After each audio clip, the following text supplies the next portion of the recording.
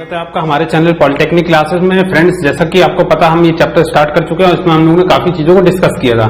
ठीक है फ्रेंड्स, तो आज हम जो डिस्कस करने जा रहे हैं, आप जो देख रहे हैं, इतना बढ़िया टॉपिक है कंपैरेटर, तुलनित्र के बारे में आज हम लोग क्या करेंगे बेटा, पढ़ेंगे। ठीक है फ्रेंड्स, तो आज का जो टॉपिक हमारा कंपैरेटर का, इससे पहले भी हमने काफी चीजों को डिस्कस कर चुका था बेटा। जिन लोगों ने नहीं देखा है इससे पुराना वीडियो, लीनियर और एंगुलर मेजरमेंट का जो टॉपिक है हमारा, जो चैप्टर है बेटा, इससे रिलेटेड जो भी टॉपिक्स नहीं देखा आप लोग हमारे चैनल पे जाकर देख सकते हैं, उसकी लिंक हम लोगों ने डिस्क्रिप्शन में दे दिया है। ठीक है फ्रेंड्स, तो आज हम लोग बात करने जा रहे हैं कंपैरेटर की, बात करने जा रहे हैं तुलनित्र की बात करने जा रहे हैं। तो अगर हम लोग बात करें बेटा कंपैरेटर की या तुलनित्र की, जैसे नाम बता रहा है बेटा, कंपैरेटर मींस कंपेयर, कंपेयर से आता है हमारा कंपैरेटर।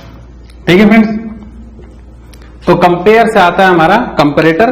तो कंपेयर मींस तुलना करना, ठीक है ना, एक चीज को दूसरे चीज से हम लोग कंपेयर करते, तुलना करते, उसी को हम लोग कहते हैं कंपेयर। और इसी जो इंस्ट्रूमेंट्स होते हैं जो कंपेयर करते हैं, डायरेक्ट इंस्ट्रूमेंट मेजर ना करके कंपेयर करके मेजर करते हैं रीडिंग्स, तो वो हमारे जो इंस्ट्रूमेंट कहलाते हैं वो क्या कहलाते हैं, हमारे कंपैरेटर्स कहलाते हैं, जिसे हम लोग कहते हैं तुलनित्र।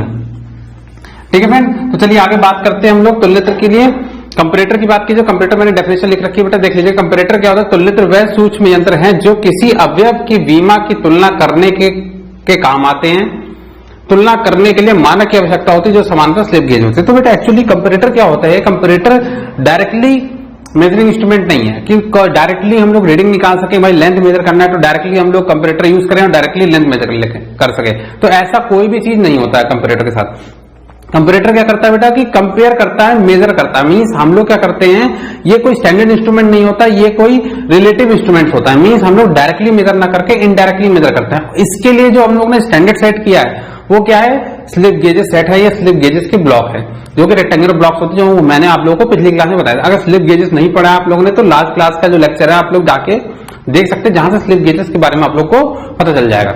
ठीक है फ्रेंड, तो जो हमारे तो कंपैरेटर्स होते हैं वो क्या होते हैं, वो हम लोग के, उसके लिए हमें जो स्टैंडर्ड की जरूरत होती है वो हमारे स्लिप गेजेस होते हैं। तो सबसे पहले हम लोग क्या करते हैं कि जो भी इंस्ट्रूमेंट्स या जो भी हमें लेंथ मेजर करना है, या किसी भी प्रोडक्ट का या किसी वर्क पीस का हमें लेंथ मेजर करना है, ब्रेथ मेजर करना है, या चौड़ाई ऊंचाई मेजर करनी है, तो उसके लिए हम लोग क्या यूज करते हैं, स्लिप गेजेस। तो जिस साइज का होता है उसी साइज का हम लोग क्या करते हैं, स्लिप गेजेस लेते हैं। ठीक है फ्रेंड, तो उसमें क्या करते हैं, फिर हम लोग वहां पे डायल गेज लगाते हैं, जो इंस्ट्रूमेंट हम लोग लगा के उसकी रीडिंग को मेजर करते हैं, उस रीडिंग को 0 पे सेट करते हैं, क्योंकि जो भी हम स्लिप गेजेस लेते हैं वो उतना ही लेते हैं जितना हम लोग का वर्क पीस की डायमेंशन है। उस डायमेंशन के अकॉर्डिंग हम लोग क्या करते हैं, स्लिप गेजेस का ब्लॉक लेते हैं। और क्योंकि बेटा अगर मान लो कि जैसे मान लो लेंथ हमारी है 5.6 सेंटीमीटर की लेंथ, ठीक है फ्रेंड, वर्क पीस की, और हम लोग जो गेजेस लेंगे वो अप्रोक्सीमेटली 5.6 सेंटीमीटर के आसपास का होना चाहिए। ठीक है फ्रेंड्स, अगर 5.6 सेंटीमीटर के आसपास का स्लिप गेजेस मिल जाता है तो ठीक है, ठीक है ना। अगर 5.5 का भी मिल जाए, या 5.7 का मिल जाए, या 5.65 सेंटीमीटर का मिल जाए, या 5.55 का मिल जाए, और अच्छा है फ्रेंड। ठीक है फ्रेंड, अगर एग्जैक्टली हमें 5.6 सेंटीमीटर का नहीं मिलता है तो 5.5 का मिल जाए, 5.7 का मिल जाए, जिससे हम लोग क्या कर सके कि हम लोग क्या कर लेंगे बेटा कि डिफरेंस मेजर कर लेंगे। जैसे मान लीजिए 5.6 सेंटीमीटर है और हमारे को 5.7 सेंटीमीटर का स्लिप गेज है, तो 0.1 का जो डिफरेंस है, 0.1 के डिफरेंस को हम लोग मेजर कर लेंगे। और अगर हमें एक्चुअल वैल्यू निकालनी है तो हम लोग क्या करेंगे, 5.6 में उसकी जो डिफरेंस उसको ऐड करके हम लोग एक्चुअल वैल्यू भी निकाल सकते हैं। तो कंपैरेटर क्या करता है बेटा, एक्चुअल वैल्यू, मेन वैल्यू ना निकाल के डिफरेंस निकालता है। ठीक है फ्रेंड, तो आप लोग को चीजें क्लियर हो गई होंगी कि जो कंपैरेटर होता है वो एक्चुअली होता क्या है। ठीक है फ्रेंड, तो कंपैरेटर क्या होता है, एक हमारा प्रिसिजन इंस्ट्रूमेंट होता है जो कि किसी अवयव की विमा को मेजर, तुलना करने के काम में आता है। तुलना करने के लिए मानक की आवश्यकता होती है जो समांतर स्लिप गेजेस, तो स्लिप गेजेस हमारे क्या होते हैं, स्टैंडर्ड इंस्ट्रूमेंट्स होते हैं। ठीक है बेटा, अब नेक्स्ट बात कर रहे हैं कैरेक्टरिस्टिक्स ऑफ गुड कंपैरेटर। अगर हम गुड कंपैरेटर कोई बहुत अच्छा तुलनित्र है, उसकी क्या खूबियां होती है, क्या विशेषताएं होती है, उसके बारे में हम लोग पढ़ रहे हैं बेटा। तो पहला पॉइंट आप लोग देख लीजिए, पहला पॉइंट है हमारा मजबूत डिजाइन और निर्माण। ठीक है बेटा, मजबूत design mean robust design and construction. ठीक है, तो ये चीज आप लोग क्लियर हो बेटा। तो सबसे पहला जो पॉइंट है मजबूत डिजाइन और निर्माण। तो मजबूत डिजाइन और निर्माण मीन जो हमारा तुलनित्र है, जो कंपैरेटर है, उसकी डिजाइन बहुत अच्छा होना चाहिए, बहुत मजबूत होना चाहिए। ठीक है फ्रेंड्स, और उसका कंस्ट्रक्शन भी बहुत अच्छा होना चाहिए, ठीक है, जिससे वो टिक सके, उसका यूज कर सके। तुलनित्र का डिजाइन मजबूत और टिकाऊ होना चाहिए, जिससे कि सामान्यता प्रयोग में इसकी यथार्थता प्रभावित न हो। मीन्स एक्यूरेसी क्या उसकी चेंज ना हो, खराब ना हो। तो इस तरह का हमारा तुलनित्र क्या होना चाहिए, डिजाइन होना चाहिए। ठीक है फ्रेंड। सेकंड है बेटा रेखीय स्केल, लीनियर स्केल की बात कर रहे हैं। तो जो लीनियर स्केल है वो कैसा होना चाहिए, मापन स्केल रेखीय और एक समान होना चाहिए। तो हमारा जो लीनियर स्केल है वो हमारा एक समान यूनिफॉर्म होना चाहिए और लीनियर होना चाहिए। ठीक है, ये चीज ध्यान में रखें, तुलनित्र जो होता है हमारा वो इस तरीके का होना चाहिए। उसके बाद क्या है, थर्ड है उच्च आवर्धन, हाई मैग्निफिकेशन। ठीक है फ्रेंड्स, तो नेक्स्ट हमारा है हाई मैग्निफिकेशन। ठीक है, तो हाई मैग्निफिकेशन का हमारा क्या होना चाहिए, कंपैरेटर होना चाहिए। तुलनित्र का आवर्धन उच्च होना चाहिए जिससे कि सूक्ष्म से सूक्ष्म विचलन पढ़ा जा सके। मींस मिनिमम से मिनिमम डेविएशन जो हो रहा है, डिफ्लेक्शन हो रहा है, डेविएशन हो रहा है, उसको इजीली हमारा क्या कर सके, जो हमारा कंपैरेटर है वो इजीली पढ़ सके। तो ऐसा हमारा क्या होना चाहिए, जो हमारा कंपैरेटर वो होना चाहिए जिसकी मैग्निफिकेशन हाई होनी चाहिए, मींस मिनिमम से मिनिमम डेविएशन पढ़ सके। ठीक है, नेक्स्ट है शीघ्र परिणाम, क्विक रिजल्ट आना चाहिए। ठीक है बेटा, तो ये ध्यान रखना है आप लोग को कि जो हमारा कंपैरेटर होना चाहिए कैसा होना चाहिए, क्विक रिजल्ट वाला होना चाहिए। तुलनित्र द्वारा मापी गई बीमा की सूचना शीघ्र से प्राप्त होनी चाहिए। ठीक है फ्रेंड, मींस जो भी रिजल्ट आना चाहिए वो सडनली मींस कह रहा हूं तुरंत आना चाहिए, एकदम तुरंत हमें मिल जाना चाहिए। ऐसा नहीं हो कि भाई बहुत टाइम लग रहा है, तो तुलनित्र ऐसा नहीं होना चाहिए। ठीक है, फिफ्थ है तापमान से निष्प्रभावी, unaffected with temperature, means temperature का कोई प्रभाव नहीं पड़ना चाहिए तुलनित्र के साथ। ठीक है, तापमान परिवर्तन से तुलनित्र यथार्थता प्रभावित ना हो। ठीक है, मींस अगर टेम्परेचर चेंज हो रहा है, कहीं पे भी टेम्परेचर वेरिएशन हो रहा है, तो ये सब चीजें ध्यान में रखनी चाहिए और इससे कंपैरेटर में कोई इफेक्ट नहीं पड़ना चाहिए। अगर कंपैरेटर में इफेक्ट पड़ेगा तो रीडिंग्स चेंज होंगी और रीडिंग्स एक्चुअल रीडिंग हमें नहीं मिलेंगी। ठीक है फ्रेंड्स, नेक्स्ट है कंपन मुक्त होना चाहिए, free from vibrations, vibrations free होने चाहिए हमारे कंपैरेटर्स। मापन के बाद तुलनित्र का सूचक शीघ्रता से शून्य पर वापस आ जाना चाहिए। ठीक है बेटा, तो अब इसे हम बात करते हैं बेटा कि जब भी हम लोग रीडिंग मेजर कर रहे हैं तो पॉइंटर में डिफ्लेक्शन आएगा ही आएगा बेटा, और जब डिफ्लेक्शन आएगा तो उसके बाद जब हम लोग उसको रीडिंग को हम लोग रिमूव करते हैं या हम लोड रिमूव करते हैं या वर्कपीस को हटाते हैं, तो उसके बाद जो हमारा पॉइंटर है वो वापस अपनी ओरिजिनल पोजीशन पे आ जाना चाहिए, तुरंत आ जाना चाहिए। ठीक है फ्रेंड, अगर ऐसा होता है तो इसका मतलब हमारा जो तुलनित्र है वो सही है, और अगर ऐसा नहीं होता है तो इसका मतलब क्या है, तुलनित्र में प्रॉब्लम है, उसमें वाइब्रेशंस प्रॉब्लम है। ठीक है, तो जो हमारा तुलनित्र होना चाहिए वो फ्री फ्रॉम वाइब्रेशंस होने चाहिए। नेक्स्ट है व्यापकता, जिसे हम लोग कहते हैं वर्सैलिटी। ठीक है फ्रेंड्स, तो अगर वर्सैलिटी की बात की जाए तो तुलनित्र कैसा होना चाहिए, तुलनित्र का डिजाइन ऐसा होना चाहिए कि इसका परास बड़ा हो। ठीक है, रेंज की बात की जाए, अगर रेंज बड़ा होगा, हाई रेंज के इंस्ट्रूमेंट्स होंगे तो वो इजीली क्या करेंगे, हमारे जो क्या कहते हैं, जो हमारे रीडिंग्स हैं वो हमारे इजीली मेजर कर सकेंगे। मींस व्यापकता मींस वर्सैलिटी जो होनी चाहिए वो ज्यादा होनी चाहिए। ठीक है फ्रेंड, तो ये चीजें आप लोगों को क्लियर हो गई हैं कि जो हमारा कंपैरेटर होता है वो कैसा होना चाहिए। तो ये आप लोग को 7 पॉइंट्स ध्यान में रखने हैं। ठीक है फ्रेंड्स, तो चलिए आगे चलते हैं, आगे बात करते हैं। हमारा नेक्स्ट जो टॉपिक है principle of operation of comparator. ठीक है बेटा, कि हमारा कंपैरेटर वर्क कैसे करता है, जो कि मैंने अभी बताया था, ये कंपेयर करता है। ठीक है ना, कंपेयर करके रिजल्ट हमें प्रोवाइड करता है, तो वो ही हम लोग ने इसका डायग्राम बना रखा है। ठीक है फ्रेंड, तो जैसे ही मान लो बेटा हमें ये यहाँ पर क्या है, यहाँ डायग्राम की बात की जाए तो ये हमारे क्या स्लिप गेजेस के ब्लॉक है, एक ये है ब्लॉक, एक ये है, एक ये है, एक ये है, 4 ब्लॉक आप लोगों को दिख रहे हैं, अलग अलग साइजेस के ब्लॉक्स हैं। ठीक है फ्रेंड्स, यहाँ पे वर्क पीस है, इसकी रीडिंग को मेजर करना है। तो मान लीजिए हमें इसकी वर्क पीस की रीडिंग को मेजर करना है, तो हम लोग ने क्या किया, इसके साइज के अकॉर्डिंग हम लोग ने क्या किया, स्लिप गेज का ब्लॉक ले लिया है। ठीक है बेटा, इसकी अपनी एक पर्टिकुलर डायमेंशन होगी, इसकी एक पर्टिकुलर डायमेंशन होगी, इसकी पर्टिकुलर डायमेंशन, तो उसके रेंज के अकॉर्डिंग आसपास के हम लोग ने क्या किया, हम लोग ने रीडिंग ले ली है। अब यहाँ पर क्या होगा, स्लिप गेज का ब्लॉक होगा, यहाँ पे हम लोग ने क्या किया, डायल गेज लगा दिया है। ठीक है फ्रेंड्स, तो यहाँ पे डायल गेज लगा दिया, डायल गेज क्या करेगा, रीडिंग को मेजर करेगा। ठीक है फ्रेंड्स, और रीडिंग को मेजर करेगा तो इसमें पॉइंटर में डिफ्लेक्शन, ये पॉइंटर हमारा डायल गेज है, पॉइंटर हमारा डिफ्लेक्शन शो करेगा। ठीक है फ्रेंड, यहाँ पर ये वर्क पीस लगा है, आपको देख रहे हैं मैंने लिखा हुआ कार्यखंड वर्क पीस है, वर्क पीस के ऊपर भी हमारा क्या लगा, डायल गेज लगा, जो कि रीडिंग मेजर कर रहा है। ठीक है फ्रेंड, अब देखो बेटा इसमें होता क्या है, कैसे प्रोसेस होती है। जैसे हम लोग ने बात करी अभी, हम लोग क्या कहा कि अगर ये वर्क पीस की जो मापी जाने वाली बीमा है, यही हम लोग लेंथ को मेजर कर रहे हैं, तो इसके ही अकॉर्डिंग हम लोग क्या करेंगे, स्लिप गेजेस के ब्लॉक ले लेंगे। ठीक है बेटा, अब जिसकी जितनी भी लेंथ है उसके अकॉर्डिंग एक्चुअल में स्लिप गेजेस मिलना उतना आसान नहीं होता है। ठीक है फ्रेंड, इसमें मतलब कुछ ना कुछ वेरिएशन मिल जाएगा हमें। मतलब अगर हम लोग कहें कि अगर ये 5 सेंटीमीटर तो 5 सेंटीमीटर का हमें स्लिप गेजेस मिलना मुश्किल हो जाता है। तो हम लोग ने क्या करते हैं, उसके आसपास का ब्लॉक ले लेते। जैसे मैंने बताया था 5.6 के लिए हम लोग 5.5 या 5.7 ले लेंगे, तो ये दोनों ले सकते हैं। तो इसीलिए हम लोग ने क्या किया, यहाँ पे इसलिए हम लोग ने यहाँ पे क्या किया बेटा कि हम लोग ने स्लिप गेजेस के ब्लॉक ले लिए। अब यहाँ पे क्या किया, जैसे गेज ब्लॉक लेंगे उसके ऊपर डायल गेज लगाएंगे तो डायल गेज से क्या होगा कि रीडिंग मेजर होगी, कुछ ना कुछ हमें रीडिंग मिलेगी। अब हम लोग क्या करेंगे कि ये डायल गेज को 0 पे सेट कर देंगे, जो भी रीडिंग आएगी उस रीडिंग को हम लोग क्या करेंगे 0 पे सेट कर देंगे, जिससे हमें क्या हो कि एक्चुअल रीडिंग हमें मिल जाए। ठीक है फ्रेंड, तो यहाँ पे डायल गेज की सहायता से हम लोग क्या कर रहे हैं, इसकी रीडिंग मेजर कर रहे हैं और उसके बाद डायल गेज को 0 पे सेट कर रहे हैं, जो भी रीडिंग आएगी उस रीडिंग को हम लोग 0 कर देंगे। अब उसके बाद हम लोग क्या करेंगे, जिस वर्क पीस की डायमेंशन मेजर करनी है वहां पर हम लोग क्या करेंगे बेटा, वहां पर इस डायल गेज को रख देंगे। ठीक है फ्रेंड, अब जब डायल गेज को रखेंगे तो अब यहां पर क्या होगा, डायल गेज में डिफ्लेक्शन आएगा। ठीक है, बहुत ज्यादा वेरिएशन नहीं आएगा, डिफ्लेक्शन आएगा यहाँ पे। ठीक है फ्रेंड्स, यहाँ पे आपका क्या आ रहा है, यहाँ पे आपका डिफ्लेक्शन हमें मिल रहा है। ठीक है, यहाँ पे डिफ्लेक्शन मिलेगा। ठीक है, मींस ये जो वेरिएशन आप देख रहे हैं, अगर यहां पर होता स्लिप गेज की ब्लॉक की लेंथ ये है और इतना ही वर्क पीस हमारा सेम होता तो डिफ्लेक्शन 0 हो जाता। ठीक है फ्रेंड्स, लेकिन क्या है कि वर्क पीस की लेंथ थोड़ी सी ज्यादा है, इसके कारण जो डिफ्लेक्शन आ रहा है हमारा आ रहा है इसमें। ठीक है, तो अब इसमें क्या होता है बेटा, 2-3 चीजें होती हैं कंपैरेटर में बात की जाए। अगर जिस साइज का वर्क पीस है, ठीक है फ्रेंड्स, उसी साइज का हम लोग स्लिप गेज ब्लॉक लेते हैं।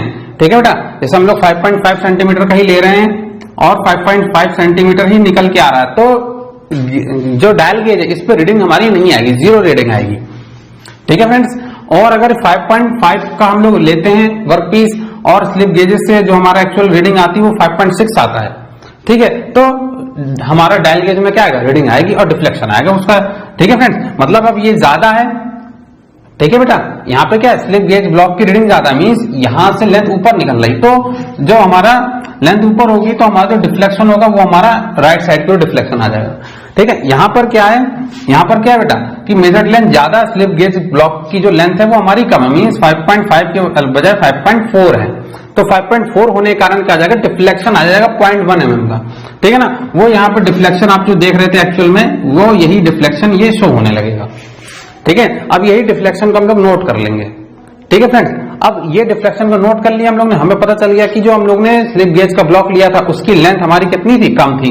हमें एक्चुअल रीडिंग निकालना वर्क पीस का, तो हम लोग क्या करेंगे 5.4 प्लस 0.1 कर लेंगे, एक्चुअल रीडिंग निकाल लेंगे 5.5। ठीक है फ्रेंड, तो लेकिन ये तो एक्चुअल रीडिंग आ गई, लेकिन जो यहां पर वर्क पीस में रखने पे जो डिफ्लेक्शन आएगा वो कितना आएगा बेटा, वो आएगा 0.1 सेंटीमीटर का। ये एक्चुअल डिफ्लेक्शन शो करेगा। ठीक है बेटा, ये डिफरेंस है, जो अंतर है यही अंतर बताएगा हमारा डायल गेज। ठीक है फ्रेंड, तो ये चीजें आप लोगों को क्लियर हो गई। एक्चुअल में जो कंपैरेटर होता है वो कंपैरेटर एक्चुअल रीडिंग मेजर नहीं करता है, वो हमारा डिफ्लेक्शन मेजर करता है। ठीक है फ्रेंड, तो यहाँ पे जो वर्क पीस आएगा, वर्क पीस की जो डिफ्लेक्शन आएगा, उस डिफ्लेक्शन को हम लोग स्लिप गेज की ब्लॉक की लेंथ में मेजर कर लेंगे, जो कि हम लोगों ने पहले 0 सेट किया था ना बेटा, 5.4 को जब हम लोगों ने 0 सेट किया था, इसी 0 के साथ हम लोग क्या करेंगे, इसकी जो डिफरेंस है उसको ऐड कर लेंगे, मतलब 5.4 प्लस 0.1 ये अप्रोक्सीमेटली आ जाएगा 5.5 सेंटीमीटर। ठीक है फ्रेंड, तो ये चीजें क्लियर हो गई आप लोगों को। तो इस तरीके से क्या होता है, हमारा जो कंपैरेटर होता है वो हमारा डिफरेंस मेजर करता है। ठीक है फ्रेंड, तो ये चीजें क्लियर हो गई आप लोगों को, बहुत ईजी था कंसेप्ट। अगर कंपैरेटर के प्रयोग की बात की जाए, उपयोग की बात की जाए, जो कंपैरेटर होता है वो क्या होता है बेटा, अगर यूज की बात की जाए तो नए गेज के मापन में प्रयोग किया जाता है। तो जब भी हम न्यू गेज लेते हैं, ठीक है फ्रेंड, तो जब हम लोग नया गेज लेते हैं तो नए गेज की जो मेजरमेंट होता है उसके लिए जो हम लोग यूज करते हैं वो हम लोग कंपैरेटर यूज करते हैं। ठीक है फ्रेंड, तो नए गेज के मापन में प्रयोग किया जाता है। सेकंड है, तुलनित्र को मेट्रोलॉजी लैब में मानक के रूप में प्रयोग किया जाता है। ठीक है फ्रेंड, तो ये चीज आप लोग क्लियर हो रही है। तुलनित्र को हम लोग मेट्रोलॉजी लैब में स्टैंडर्ड्स के रूप में प्रयोग करेंगे। तीसरा होता है, वृहद उत्पादन में मापन कार्य तुलनित्र की सहायता से किया जाता है, मींस मास प्रोडक्शन की बात की जा रही है। वृहद उत्पादन मींस मास प्रोडक्शन, तो मास प्रोडक्शन में मापन कार्य में भी जो मेजरमेंट वर्क होता है उसमें भी हम लोग तुलनित्र का यूज करते हैं, तुलनित्र की हेल्प से हम लोग वर्क करते हैं। ठीक है ना। फोर्थ पॉइंट है, किसी मापन क्रिया के लिए गेज या मापन यंत्र उपलब्ध न होने की दशा में कार्यकारी गेज के रूप में कार्य करते हैं। ठीक है, मान लीजिए कभी हमारे पास स्टैंडर्ड इंस्ट्रूमेंट्स ना होते हैं, गेजेस ना होते हैं, डायरेक्टली हम लोग मेजर नहीं कर पा रहे, तो वहां पे हम लोग क्या करते हैं, तुलनित्र क्या करेगा, ऐसा वर्किंग गेज, ऐसा कार्यकारी गेज हमारा काम करेगा। ठीक है फ्रेंड, और उसके रूप में वो वर्क करेगा, वहां से रीडिंग हम लोग निकाल सकते। तो ये भी इंस्ट्रूमेंट होता है। मान लीजिए हमारे पास वो इंस्ट्रूमेंट नहीं अवेलेबल है, वो इंस्ट्रूमेंट में प्रॉब्लम है, तो उसके कारण कोई दिक्कत नहीं होती, उसके हम कंपैरेटर यूज कर सकते हैं, डिफरेंस मेजर करेगा, उसको एक्चुअल रीडिंग में हम लोग कंपेयर कर सकते हैं। ठीक है बेटा, एक्चुअल मेजरमेंट हमारा आ जाएगा। ठीक है, तो ये चीजें आप लोगों को क्लियर हो गई। तो ये जो बेसिक प्रिंसिपल था ये मैंने आप लोगों को बता दिया, एक्चुअली में कंपैरेटर होता क्या है, कैसे उसकी प्रॉपर्टीज होती हैं, कैसे उसकी वर्किंग होती है और कैसे हमारा कंपैरेटर होता है। आगे चलते हैं, आगे हम बात करते हैं डिफरेंट टाइप्स के कंपैरेटर की। ठीक है फ्रेंड्स, चलिए आगे चलते हैं, आगे बात करते हैं बेटा। नेक्स्ट जो हमारा कंपैरेटर है, नेक्स्ट है जो क्लासिफिकेशन ऑफ कंपैरेटर्स। ठीक है फ्रेंड, तो कंपैरेटर्स की बात की जाए, कंपैरेटर के कई सारे क्लासिफिकेशन होते हैं, कई तरीके से कंपैरेटर को क्लासिफाई किया जाता है। तो इसमें देख लीजिए बेटा, पहला मैकेनिकल कंपैरेटर, दूसरा है ऑप्टिकल कंपैरेटर, तीसरा है फ्लूइड डिस्प्लेसमेंट कंपैरेटर, चौथा इलेक्ट्रिकल एंड इलेक्ट्रॉनिक कंपैरेटर, पांचवा है न्यूमेटिक कंपैरेटर। ठीक है फ्रेंड, क्लियर हो गया आप लोग को। तो ये डिफरेंट टाइप्स के क्या कहते हैं हमारे कंपैरेटर्स हैं जो कि यूज किए जाते हैं। ठीक है फ्रेंड, तो इसमें क्या है बेटा कि ये सारे कंपैरेटर्स को हम लोग को स्टडी करना है। अब इसमें से बेटा कुछ ही आपके सिलेबस में है, सारा सिलेबस में नहीं है आपके। तो जो जो आपके सिलेबस में होगा, जो आपके एग्जाम में आएगा इंपॉर्टेंट, वही सारे हम लोग कंपैरेटर को आगे चल के डिस्कस करेंगे। ठीक है फ्रेंड, तो पहला है हमारा मैकेनिकल कंपैरेटर जो कि आपके सिलेबस में पढ़ना है, दूसरा है हमारा इलेक्ट्रिकल इलेक्ट्रॉनिक्स और न्यूमेटिक कंपैरेटर। ये तीनों ही कंपैरेटर आप लोग को पढ़ने हैं और इनके जो डिफरेंट टाइप्स हैं उनको भी स्टडी करनी है। ठीक है फ्रेंड, तो सबसे पहला जो टॉपिक है, पहला कंपैरेटर हमारा है डायल गेज कंपैरेटर। ठीक है फ्रेंड, तो डायल गेज कंपैरेटर की बात की जाए तो डायल गेज कंपैरेटर क्या होता है, ये हमारा क्या होता है, एक मैकेनिकल कंपैरेटर होता है। ठीक है फ्रेंड, ये क्या होता है हमारा मैकेनिकल कंपैरेटर। तो मैकेनिकल कंपैरेटर का जो पहला एक कंपैरेटर होता है वो कौन सा होता है, हमारा डायल गेज कंपैरेटर। तो डायल गेज कंपैरेटर की बात की जाए तो डायल गेज कंपैरेटर का फिगर कुछ ऐसा होता है, चित्र आपका जो डायग्राम मैं दिखाऊंगा इस तरीके से होता है। ठीक है फ्रेंड, उसमें क्या होता है, ये हमारा एक सर्कुलर केजिंग होता है, जो मैंने केस लिखा है, ये सर्कुलर केजिंग होता है। उसके अंदर एक ग्रेजुएटेड डायल होता है, ये हमारा एक डायल इंडिकेटर होता है, या हम लोग कहते हैं ग्रेजुएटेड डायल होता है। इस पे लगा होता है एक पॉइंटर। ठीक है, ये जो ग्रेजुएटेड डायल होता है इस पे रीडिंग होती है, आप देख रहे हो 0, 10, 20, 30, 40, 50, 60, 70, 80, 90, 100। ठीक है फ्रेंड, तो इस तरीके से पूरी रीडिंग होती है। इसमें पॉइंटर लगा होता है जिसको हम लोग ने P1 एज्यूम कर लिया है। ठीक है फ्रेंड, इसके बाद जो दूसरा है, एक ये शॉर्ट हैंड इंडिकेटर होता है। हम लोग शॉर्ट हैंड एक तरीके से डायल होता है, छोटा एक डायल होता है। ठीक है बेटा, जैसे बड़ी घड़ी में एक छोटी घड़ी होती है, उसी तरीके से एक बड़ा इंडिकेटर में एक छोटा इंडिकेटर होता है, जिसे हम लोग कहते हैं short hand indicator with pointer P2। ठीक है फ्रेंड, ये हमारा जो पॉइंटर है वो P2 है। ठीक है, इसके नीचे ये हमारा स्टेम लगा है जो कि कनेक्टेड है हमारे डायल से। उसके बाद उस स्टेम के अंदर हमारा प्लंजर लगा होता है जो कि ऊपर नीचे मूवमेंट देता है। ये कॉन्टेक्ट पॉइंट होता है जहां से कॉन्टेक्ट होगा। ठीक है बेटा, तो जब भी हमें कोई भी इंडिकेट, जो भी वर्क पीस है उसकी फ्लैटनेस को मेजर करना है, उसकी उनकी डायमेंशंस को मेजर करना है, तो हम लोग क्या करते हैं, यहाँ पे हम लोग एक ऑब्जेक्ट को रख देते हैं और उसकी जो डायमेंशंस होती है उसको मेजर करते हैं। जैसे मान लीजिए इसमें कुछ रफनेस है, ठीक है, सरफेस रफनेस है, तो रफनेस क्या होगा, इंडिकेटर जो होगा ऊपर नीचे मूव करेगा, ये कॉन्टेक्ट पॉइंट ऊपर नीचे मूव करेगा, तो प्लंजर ऊपर नीचे मूव करेगा। तो इसके अंदर जो पॉइंटर है ये हमारे डिफ्लेक्शन प्रोड्यूस करेंगे, रीडिंग प्रोड्यूस हमारे करेंगे। ठीक है फ्रेंड, तो आप लोगों को चीजें क्लियर हो गई, तो किस तरीके से हमारा डायल इंडिकेटर वर्क करता है। ठीक है फ्रेंड, तो इसके पार्ट्स की बात की जाए तो कई सारे पार्ट्स होते हैं। केस होता है, ग्रेजुएटेड डायल होता है, शॉर्ट हैंड इंडिकेटर्स होते हैं, स्टेम होता है, प्लंजर होता है, कॉन्टेक्ट पॉइंट होता है। तो ये डिफरेंट पार्ट्स होते हैं हमारे डायल गेज इंडिकेटर के। ठीक है फ्रेंड्स, तो देख लीजिए, measure flatness and inclination, means flatness measure करता है, इंक्लिनेशन मेजर करता है हमारा dial gauge based on the principle of rack and pinion method. तो अब हम बात करेंगे आगे चल के रैक एंड पिनियन मेथड किस तरीके से वर्क हो रहा है। It can measure up to 0.01 mm, ये ठीक है बेटा, 0.01 mm मीटर, ये लीस्ट काउंट होती है जो कि मेजर कर सकता है। ठीक है फ्रेंड, तो क्लियर हो रहा है आप लोगों को। तो अब देखिए, ये जो डायग्राम मैंने बना रखा है, ये इसका इनसाइड व्यू है हमारा डायल गेज इंडिकेटर का। ठीक है फ्रेंड, डायल गेज इंडिकेटर का ये साइड इनसाइड व्यू है, जिसमें आप ये देख रहे हैं बेटा, यही स्पिंडल है या ये पूरा स्टेम है, स्पिंडल कह सकते हैं या स्टेम कह सकते हैं, जो कि प्लंजर की जैसे एक्ट कर रहा है। इसके अंदर प्लंजर लगा होगा, वो नीचे ऊपर नीचे मूव करेगा। तो स्पिंडल भी क्या होगा, हमारा ऊपर नीचे मूव करेगा। अब स्पिंडल से लगा होता है ये छोटा गियर, इसके ऊपर एक और बड़ा गियर हमारा अटैच होता है। ठीक है फ्रेंड्स, इससे अटैच होता है, छोटे गियर से एक बड़ा गियर अटैच होता है जिसका पॉइंटर होता है P2, जो कि आप लोगों ने देख रखे हैं। ये शॉर्ट हैंड इंडिकेटर का है जो पॉइंटर P2, वो यहां से कनेक्टेड है। ठीक है फ्रेंड, इसके साथ जो कनेक्टेड होता है ये छोटा गियर हमारा G2 जो है हमारा कनेक्टेड। ये G2 हम लोगों ने G2 सेम रखा है बेटा, क्योंकि ये दोनों इंडिकेटर का ये जो गियर संख्या कोई बहुत ज्यादा मेनली यूज नहीं है। ठीक है, इसलिए हम लोगों ने दोनों गियर्स को G2 लिख रखा है। ठीक है फ्रेंड, इसके बाद हम लोगों ने ये जो बना रखा है बेटा, ठीक है, ये जो है हमारा इंडिकेटर है, ये वाला छोटा गियर बड़े गियर से अटैच है, ये बड़ा गियर हमारा छोटे गियर से अटैच है। ये दोनों गियर है ये एक ही शाफ्ट पर अटैच हैं। तो मींस क्या होगा कि जिस स्पीड से हमारा ये गियर घूमेगा उसी स्पीड से ये गियर घूमेगा। उसके बाद ये हमारा जो गियर अटैच है उसके अंदर हेलिकल स्प्रिंग लगी है। तो एक तरह से ये जो हमारा मैकेनिज्म है, इससे हम लोग कहते हैं कंपाउंड गियर मैकेनिज्म।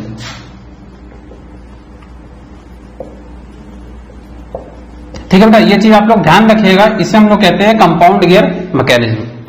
ठीक है फ्रेंड, तो ये क्या है पूरी कंपाउंड, मतलब कई सारे गियर्स एक दूसरे के साथ अटैच हैं। ये छोटा गियर हमारा, इसके ऊपर एक बड़ा गियर है, ये छोटा गियर बड़े गियर से अटैच है G1 से, ये वाला बड़ा गियर ये G2 गियर है, छोटे गियर से अटैच है, इसके साथ बड़ा गियर है, इसके साथ ये, तो कंपाउंड सब गियर हमारे अटैच है, तो वेलोसिटी रेशियो में मिलता है, वेलोसिटी में चेंजेस होंगी। जितना छोटा गियर होगा उसकी स्पीड उतनी ही ज्यादा होगी, जितना बड़ा गियर होगा उसकी स्पीड उतनी ही छोटी होती चली जाएगी। ठीक है फ्रेंड्स, ठीक है। तो अब यहां पर देख लीजिए बेटा, यहां पर दो पॉइंटर दे रखे हैं, दो स्केल है, दो रीडिंग है। ठीक है, आप लोगों को दिख रहा है, ये बड़ा स्केल है, ये छोटा स्केल है, या हम लोग कहें बड़ी रीडिंग है, ये छोटी, ये बड़ा पॉइंटर है, छोटा पॉइंटर है। ठीक है फ्रेंड, अब क्या होता है बेटा, ये पॉइंटर जब ये घूमता है तो ये पॉइंटर भी घूमता है। अब देख लीजिए बेटा, ये जो स्केल है इसकी रीडिंग 10, 20 इस तरीके से हमारी ये क्लॉकवाइज है। इधर आप लोग देख रहे हैं छोटा स्केल है, इसकी रीडिंग कितनी 0, 1, 2, 3, 4 ये ऐसे है। ठीक है बेटा, तो ये जब पॉइंटर हमारा क्लॉकवाइज घूमेगा तो ये पॉइंटर हमारा एंटी क्लॉकवाइज घूमेगा। ठीक है, ध्यान रखिएगा, ये पॉइंटर P1, ये पॉइंटर P2। तो अब होता क्या बेटा, ये कैसे घूमता है, जब ये हमारा एक कंप्लीट रोटेशन करता है, ठीक है, मींस यहां से घूम के एक रोटेशन आएगा तो ये कितना चलेगा, ये हमारा चलेगा 0 से 1 के बीच में।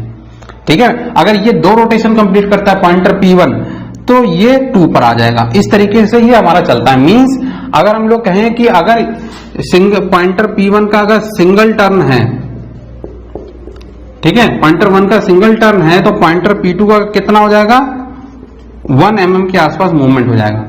ठीक है, मतलब क्या हुआ, एक सर्कुलर टर्न में 360 डिग्री घूमने पे पॉइंटर 1 पर आ जाता है, 2 घूमने पर 2 पर आ जाता है। ठीक है, इस तरीके से हमारा क्या होता है, दोनों जो पॉइंटर्स होते हैं उस तरीके से क्या होता है, मूव करते हैं। ठीक है, इसका मतलब क्या हो गया, 3 बार आएगा, 3 राउंड करेगा तो 3 पर आएगा। इस तरीके से अगर ये पूरा 10 राउंड लगा ले, ठीक है फ्रेंड, 10 एक round, 2 round, 3 round, 10 round complete कर ले तो ये पॉइंटर क्या होगा, इस पोजीशन से घूमते घूमते घूमते वापस अपने पोजीशन पे आ जाएगा।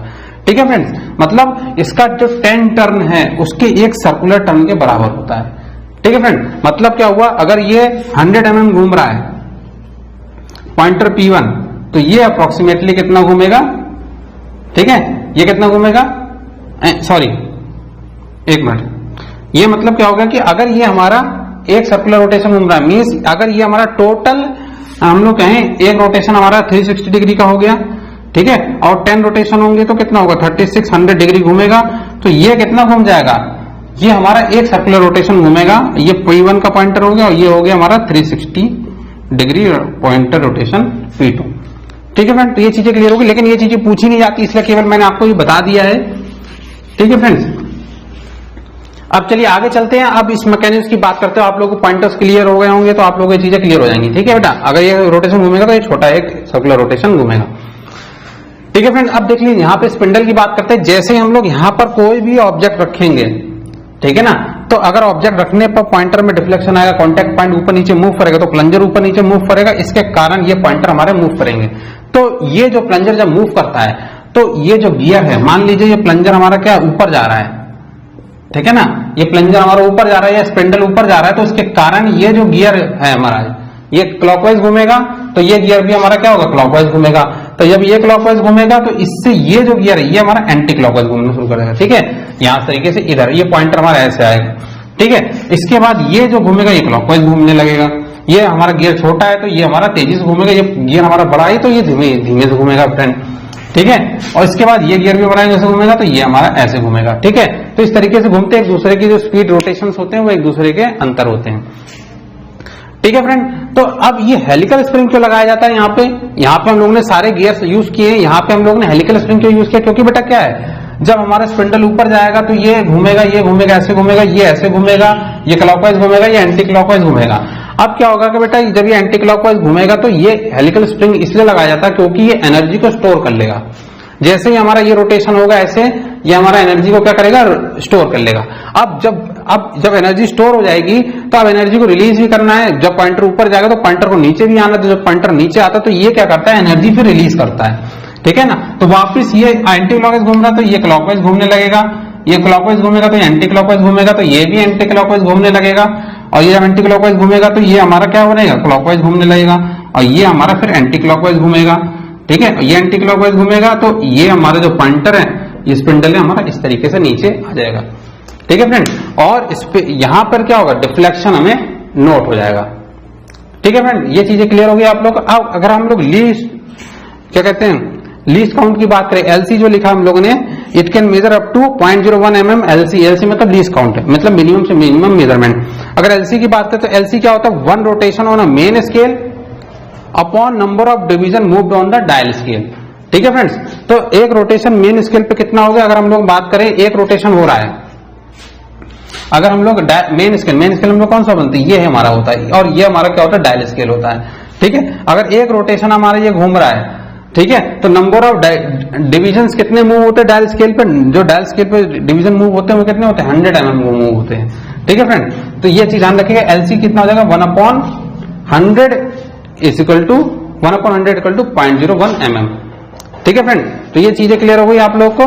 तो यहां पर क्या होता है, अब देखो यहां पर रीडिंग कैसे निकालते हैं, जैसे अगर हम लोग कोई एक एग्जांपल लेते हैं, जैसे ये बड़ा स्केल है, ठीक है ना, ये बड़ा स्केल है, बड़ा स्केल हमारा क्या हुआ, 2 रोटेशन के बाद यहां पर आकर रुक गया, यहां की रीडिंग थी 80, और जो छोटा स्केल था, ठीक है, छोटा स्केल क्या होगा, जब ये 2 रोटेशन करके यहां पर रुकेगा तो वो जो हमारा पॉइंटर होगा वो यहां कहीं आकर रुकेगा 3 पॉइंट पे। मान लेते हम लोग कहते हैं 3 पॉइंट पे छोटा स्केल रुक रहा है, ये 2 और 3 के बीच में घूमेगा ना, क्योंकि हम 2 रोटेशन की बात कर रहे हैं। ठीक है, जब 2 रोटेशन कंप्लीट होने के बाद यहां आकर रुकेगा, ठीक है, तो मतलब तीसरा रोटेशन कंप्लीट नहीं हो रहा है, तो उसके बाद ये भी कितना 2 से 3 के बीच में होगा। ठीक है, तो हम लोग कैसे निकालते हैं, अगर रीडिंग की बात करें, रीडिंग कैसे निकलती है, ऑब्जर्वेशन की बात करें रीडिंग, तो रीडिंग ऑन मेन स्केल, या रीडिंग ऑन मेन स्केल कहते हैं, या सर्कुलर मेन स्केल ही कर लेते हैं। मेन स्केल हमारा कितना हो रहा है, plus reading on circular dial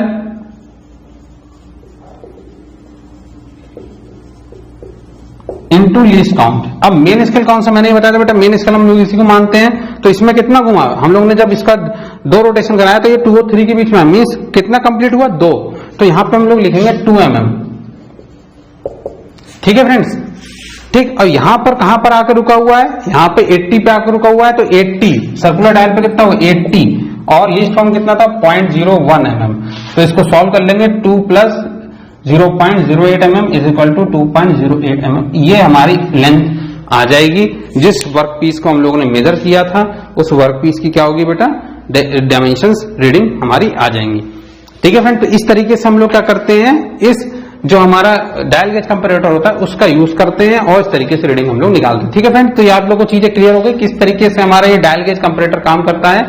ठीक है फ्रेंड, तो ये क्या कर रहा है, हमारा एक्चुअल रीडिंग ना निकाल के डिफ्लेक्शन निकाल रहा है। ठीक है बेटा, तो ये डिफरेंस निकालता है, कितना वेरिएशन आ रहा है उसमें, और उस रीडिंग को हम लोग मेजर करते हैं। ठीक है फ्रेंड, तो आप लोगों को ये चीजें क्लियर हो गई किस तरीके से मैकेनिकल कंपैरेटर वर्क करता है।